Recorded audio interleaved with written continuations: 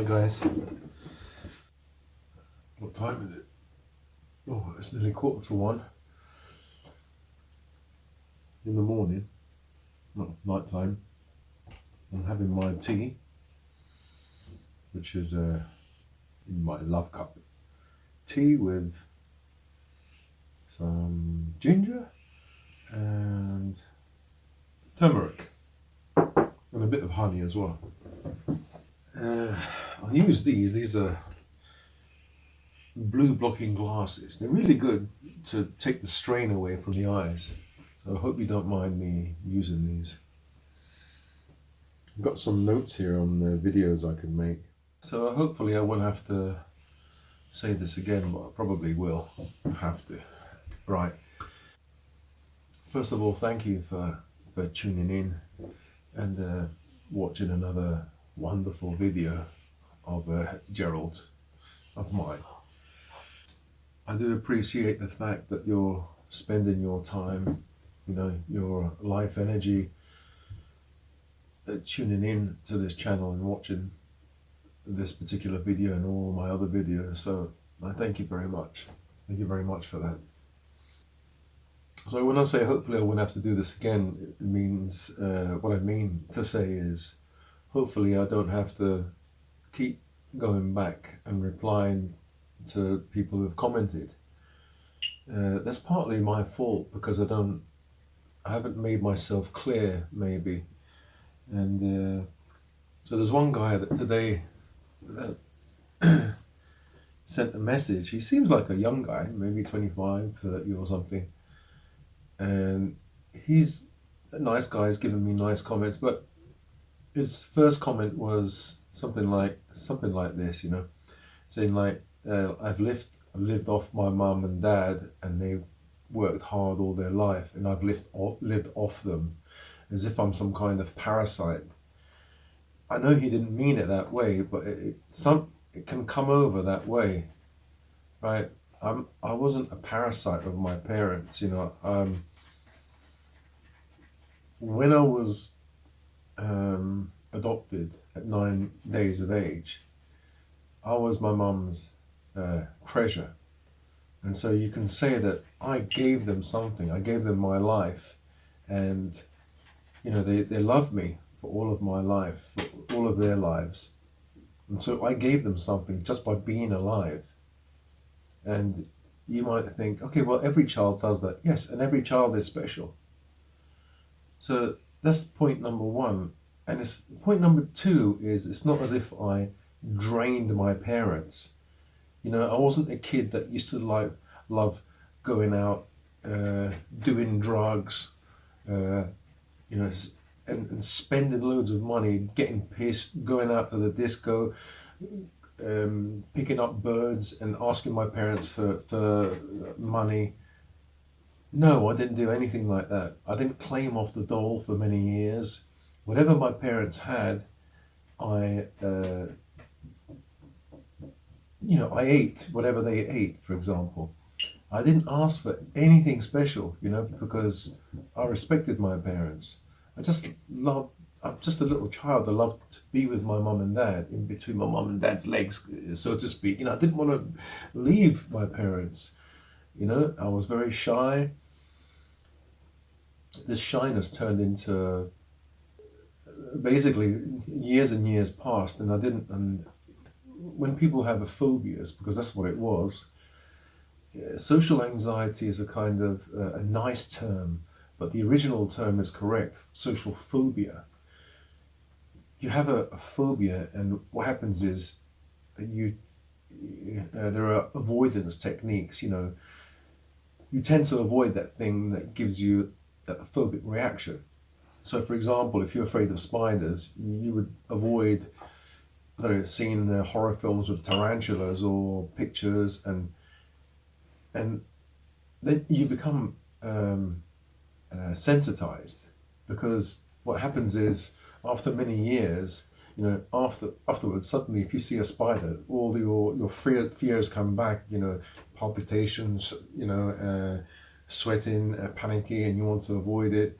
And the same thing happened with my shyness. For years I avoided it, I avoided, and this shyness was like a I don't know, little animal, like a little, I don't know, hamster. And so imagine if I just turned my head around and I'd have the hamster behind me, following me, and then years and years and years pass. I turn around, there's no hamster anymore there. It's a huge beast. It's a monster because I avoided it all the time. And so when I actually did have to go to social gatherings or interviews, I found it impossible. Well, nothing is impossible, of course, but I found it very difficult. Now, what this guy says is like he says, I can't stand it when people say they have depression and it stops them.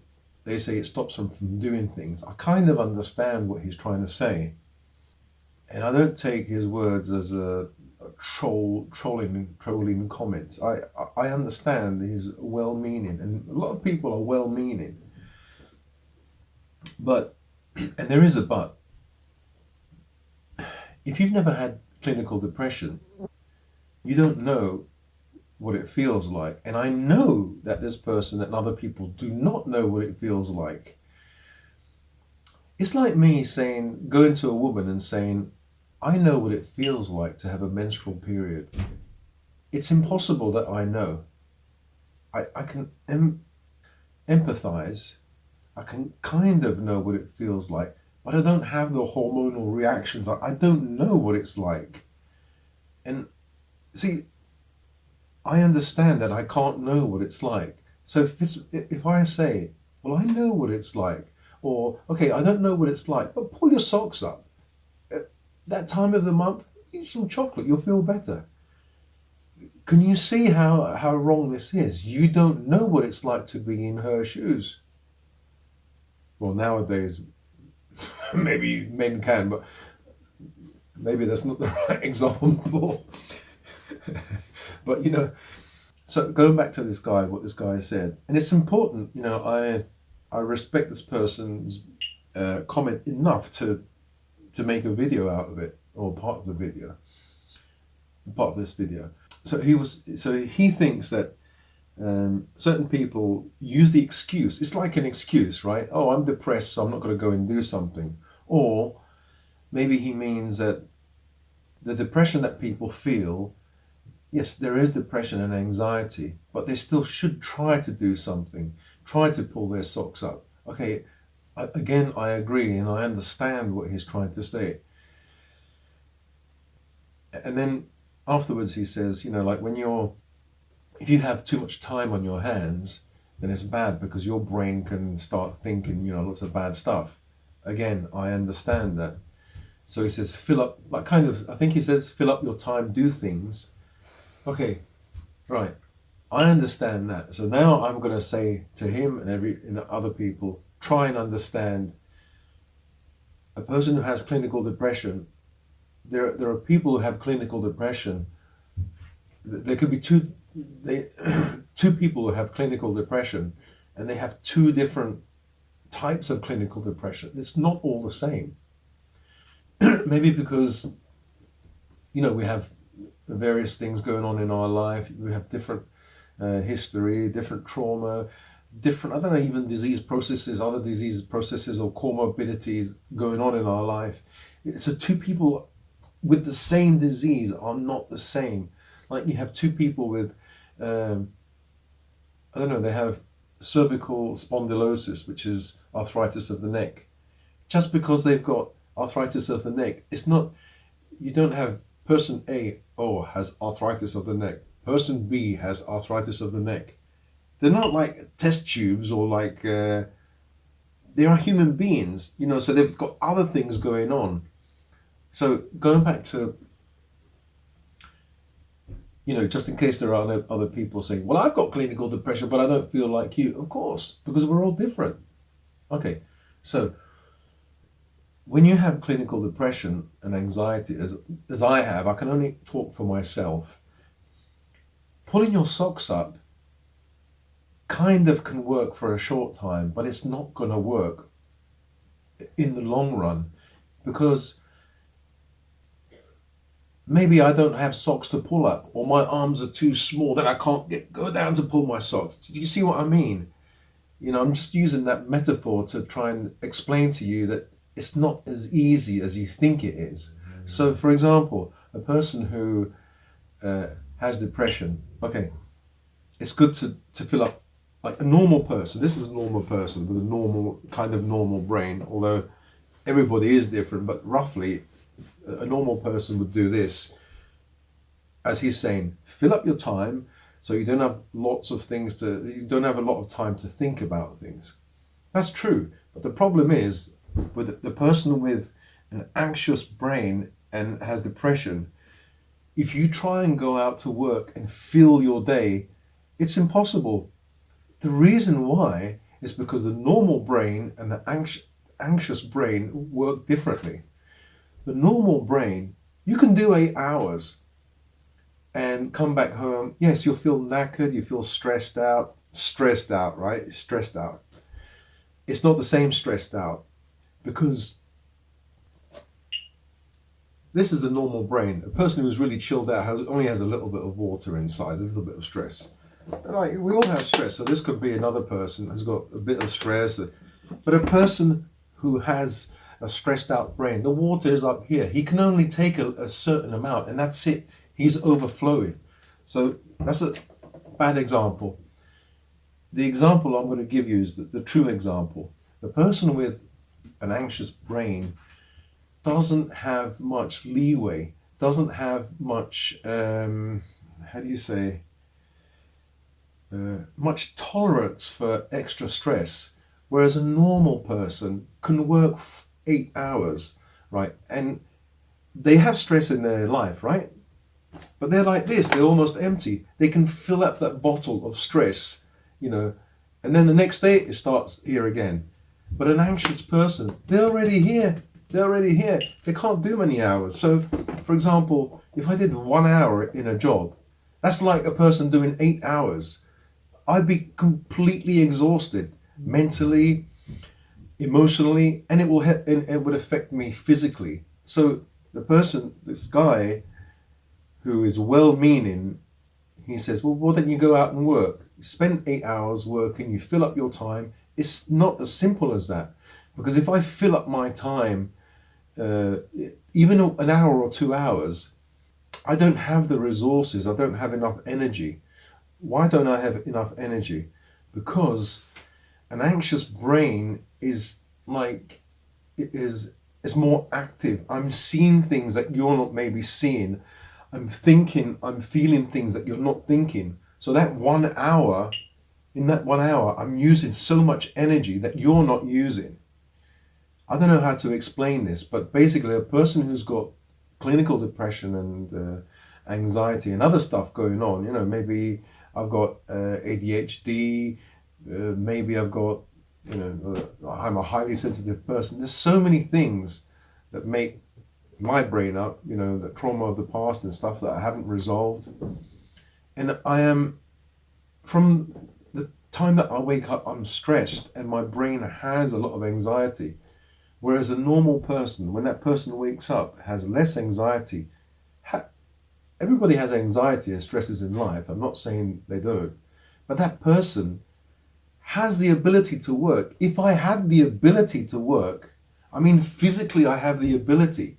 Mentally, I don't have the ability because I would get tired very easily because my brain is running at a certain a frequency or whatever, certain revs per minute, It's a bit like a car and you're revving up the car and it's on 3, nearly on the red. And another car, for example, you're on in 5th gear and you're going at 40 miles an hour downhill. It'll be at almost 1,000 revs or something like that.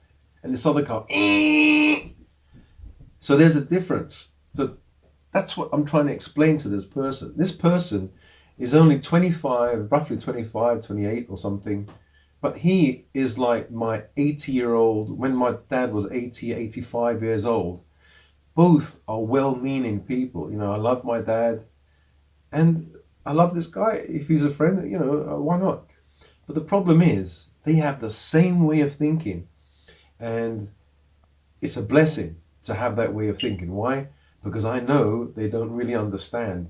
And they don't really understand because they're not in my shoes. They're not me. So my father, he didn't understand. And the only way that he could understand is if he was in my body and felt everything that I felt. You know, some people, they have to physically experience that thing. And because they can't experience that thing, stage one would be, like this guy says, disbelief. You don't believe that the person has tried enough. And like, for example, he says, I know he's well-meaning because he says, what did he say? He said, you know, because if you don't fill your time, you've got lots of time in your hand, you can think about lots of things and your brain can start. I understand that. So that shows that he's well-meaning. I understand him and I agree to a certain point. I agree. Phase two for this guy to learn is for him to actually agree with what I'm saying, and that will cause frustration because he can't fix the problem. There's no advice he can give to fix the problem. It's not as if I'm some intelligent person or some wise person. I'm at stage three. Stage three is like to understand this person. Stage one and two, I understand everything. I can understand what he's saying, what my dad's saying, but they can't understand me. And why am I at this high level? Because I've lived in my body and in my brain for 57 years. And so I know what they're saying is kind of right, but I know how I feel. And so they can never be me. You know, some people can empathize and say, oh, okay, I really understand. I'll try to understand. And, you know, it all comes down to trust. Do you believe me? Or do you believe, you know, some people might think that I'm lying to myself, you know. It's bloody difficult. Bloody difficult. But I do take on board what people say, you know, and I try and I think, you know, is there anything valid that I can take from this guy or other people, my dad? Yes, you know, I'll never stop trying. I'll never stop. I mean, going out to work for a boss, I don't think I can ever do, but I want to work, you know, for myself and then like going out and socializing and meeting people, that would be a wonderful thing. So I have to always, I'll never stop trying. So yeah, I just wanted to say that it's very difficult for people to understand what, you know, what goes on inside another person, let alone the person who has mental health problems. And I do appreciate what people say. And, you know, when he said that people are not trolling, they're just, you know, some people are trolling. Some people, yes, want to help, but some people do troll. Believe me, they do. A lot of the comments that I leave on are okay, but a lot of them that I nuke, that I get rid of, they are actually trolls. They do exist, and they're quite mean, really mean. And they're not the ones that say, pull your socks up, that's okay, that's fine. But the ones that say, like, you've sucked money off your parents and stuff like that, yeah, well, they don't know, they haven't lived my life. They didn't live in the house where I grew up. I also, as I grew up, I protected my parents. I wasn't the kind of person that, and also, you know, another person was saying, I wouldn't let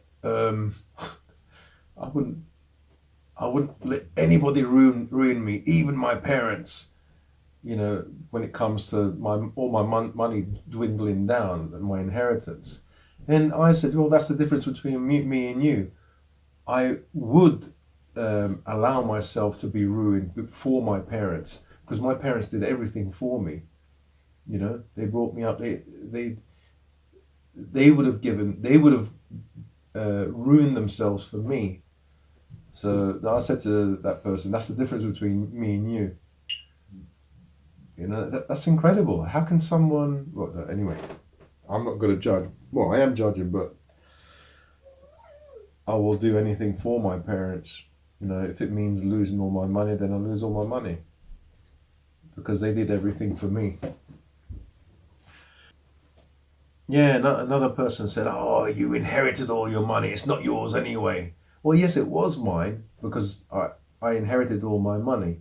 I could have pissed off, gone to another country with £1,000,000, but I didn't. I stayed with my dad, and he deserved that money because first of all, it was his.